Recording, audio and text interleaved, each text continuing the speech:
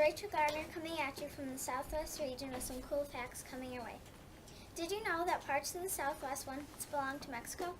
The United States obtained this land following the Mexican-American War of 1846 through 1848. Now on to Amanda.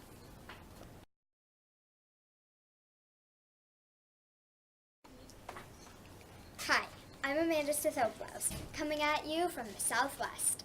In these parts, there are deserty places with rocky hills and mountains. Now we're in Arizona, one of our southwestern states. Arizona is a very deserty place to go. Now we're in New Mexico. Santa Fe is home to the governor's palace. It was built in 1610. The palace is the oldest public building in New Mexico. It became a National Historic Place in 1960. Today, the place is the State Historic Museum. Now we're in Oklahoma. At Tallahassee, it is the site of the Cherokee National Capital. Now it is no old brick building. It was the council house of the Cherokee National from 1869 to 1907. After it became the Cherokee County Courthouse, the building became a National Historic Landmark in 1961. Now we're in Texas Alamo. It is a mission and a fortress in San Antonio. Many battles took place here between the Mexican and the Texas armies. In the early 1800s, more than 4 million people visit the Alamo every year. It became a National Historic Landmark in 1960. Now to Jania.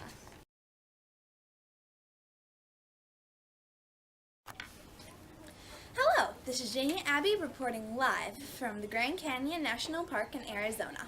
Today we are going to explore the natural resources and how people enjoyed the beauty and adapted to living in the southwestern states. The Grand Canyon is one of the many national parks in Arizona. This stunning natural formation originated millions of years ago. It was carved out by the Colorado River, a great natural resource, over the years. People still use the Colorado River for water now. The Native Americans lived on its rim and hunted and fished for food in the canyon and river below. Some of them still live there today. Another favorite of mine is Montezuma's Castle National Monument. It was home to the cliff dwellers hundreds of years ago who used ladders to get in and out of their homes. It's a really cool place to visit. They also hunted, grew crops with irrigation, and got water from local sources. Crops and irrigation are still one of Arizona's natural resources today, along with livestock. Gold and other metals are natural resources, and there are a lot of really fun ghost towns you can still visit. Some even have active gold mines. I highly recommend visiting an old west town that was built during the gold rush, so you can see firsthand how they mine their gold, and you can even pan for gold themselves. Maybe you can try some prickly pear cactus jelly while you are there. I was afraid to try it, but it's actually really good. Next, we'll move on to New Mexico. There are a lot of things here similar to in Arizona. The Native Americans here also had really cool houses. There were some cliff dwellers similar to those in Arizona. They built their homes by carving them out of the sides of cliffs. There is another famous style of home here too. It is called adobe. The Native Americans built their homes out of adobe bricks, which is a natural built material made from clay, sand, water, and sticks or straw. It keeps you very cool when it's hot and warm when it's cool. Some of the oldest houses in the world are in New Mexico because this material is so strong.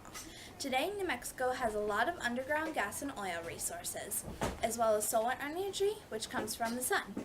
Believe it or not, they also have wind power too. Similar to Arizona, it also has crops, livestock, and metals like copper, as well as coal mines. The people use the local animals and plants for delicious foods. Giddy up, cowboy! Follow along to Texas! Texas is a big state, and the old NFL team, the Houston Oilers, tells us about one of the natural resources. Oil. The Dallas Cowboys tells us about another resource, cows, or livestock. Texas is a huge state, bigger than the country of France, so it makes sense they have a lot of natural resources. They have a lot of farms and agriculture. There are a lot of Native American tribes in Texas. Some traveled with teepees to follow herds of animals, while others stayed more in one spot and planted crops. They traded goods and made things like plants out of baskets out of plants. Today, Texas grows many crops, has a lot of cattle or cows, and has many big cities. The big oil companies are based in Texas. Oklahoma is a great place to go and relax, but I would suggest visiting the National Cowboy and Western Heritage Museum in Oklahoma City. The Wild West helped to develop this state. The natural resources here are similar to the others: oil, crops, and minerals in the ground that people mined. Cattle here is still a big natural resource. They adapted like there were many Native American tribes here. Some people say more than 40. They adapted like the other tribes in the southwestern states. It also had rich soil, so crops here are very important, as well as sand, gravel, and coal.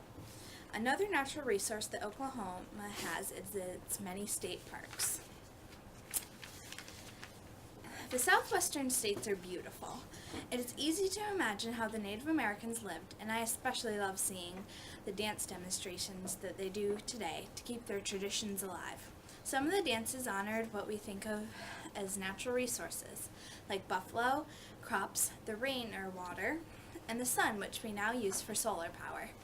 They adapted to where they lived and honored and appreciated the things in nature they used. That's not all. Now we'll be talking about the Southwest Indians. There are many American Indian tribes native to the Southwest region of the United States. There are 5 tribes from the Southwest: Apache, Hopi, Navajo, Pueblo, and Zuni. Most of these Southwest Indians lived in villages and farming was their main occupation. I will talk about Monument Valley.